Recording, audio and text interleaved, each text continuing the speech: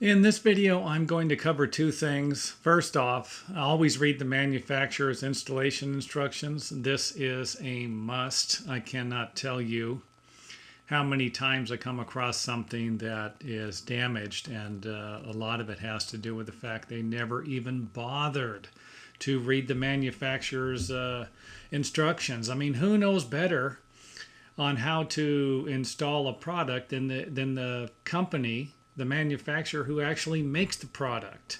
And of course, second on the list is going to be the problems with moisture in planters.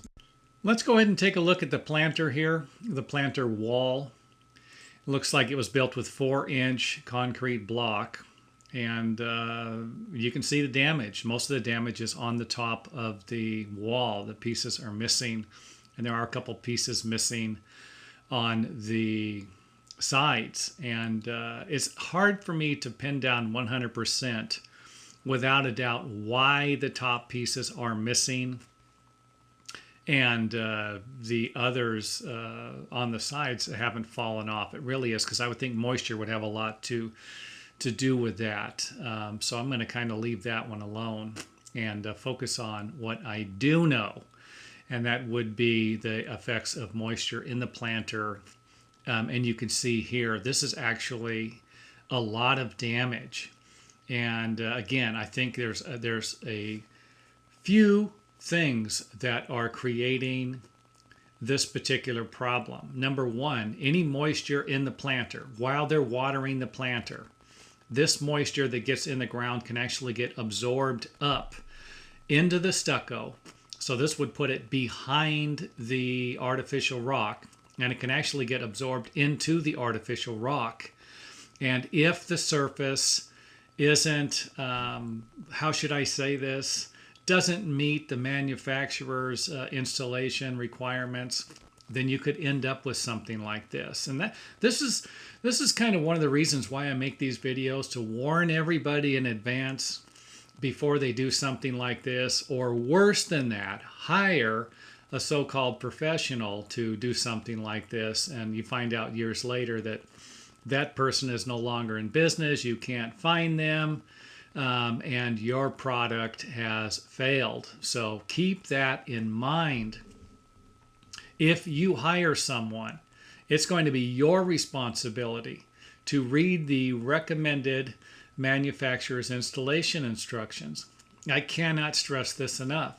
You hire a professional and they mess up your job, or something happens and you can't find them 5 or 2 years or even a few months from the time that it's been installed, then you're not going to be a happy camper.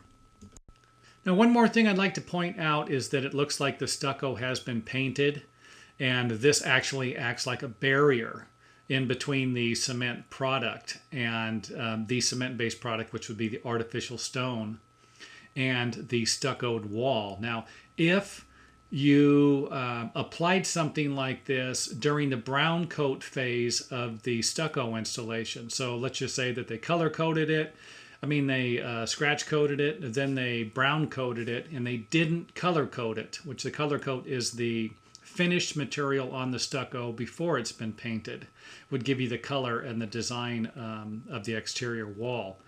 It's a thin layer. I would say about 1/8 to 1/4 of an inch, something like that. In some cases could be a little thicker depending on the stucco application.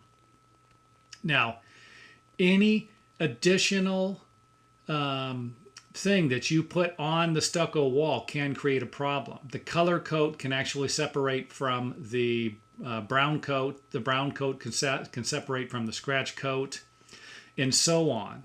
And that's basically what you're dealing with with a painted wall, except the paint actually acts like a kind of protective layer, and it won't allow the cement-based product that you're working with to install the stones onto the wall. It won't allow it to stick as well as if it wasn't painted, and of course, even better if it wasn't color coded. So I hope you understand that. The more layers that you put on a wall, the more you will increase your chances of each product, each additional product separating from the other product. Now, and that's just one of the things here. I think the biggest problem here has to deal with the moisture in the planter. Let's just say that they had plants in here and the plants were providing shade. So you would be dealing with now a steady supply of water through the sprinkler system or someone hand watering the area, and then plants that form some type of a hedge, possibly, that provided shade for the area. And eventually, these combination of things will allow the moisture to soak up into the cement-based products, the stucco wall and the artificial rock, and remain there for a long period of time. Now, when you have a situation like this, it's almost like the product is doomed to fail. So that's about it for this video. I can see I'm going to get a little long-winded here. Keep in mind, number one, read and understand the product manufacturer's installation instructions. This does not guarantee that you are going to have a successful lifetime guarantee, mind you, but it is going to provide you with something better than if you just didn't do it at all. If you just, hey, I'm just going to put this stuff on and do it however I feel like it, fine. You're going to probably have problems.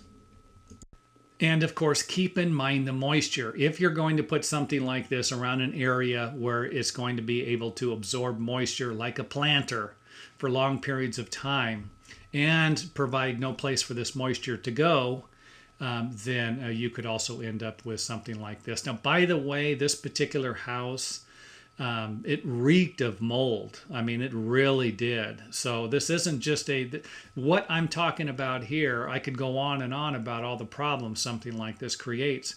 You're going to attract termites, or a possibility of attracting termite, wood rot. The wood on the inside, the framing is going to start to rot. Then you got mold, fungus, and stuff like that. Now you've got some horrible smells in the house, and your home's falling apart. So, okay, I'm going to stop right there. Don't forget, if you like the video, hit the old thumbs up button.